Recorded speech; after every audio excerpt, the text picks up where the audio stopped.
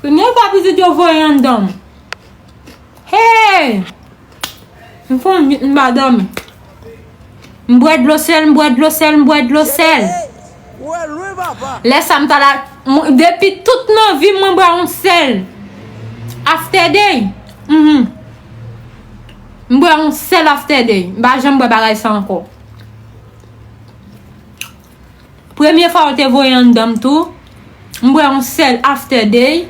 Après ça m'pas chambre boire bagay ça encore parce que yo dit li empêche moun faire petit.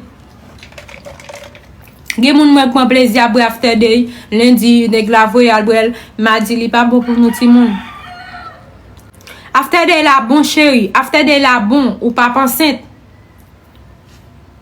After day la li bon chéri, after day la li bon sous brel ou pas enceinte. Ou pas enceinte vrai mais li ka empêche faire petit sous brel ou brel ou brel.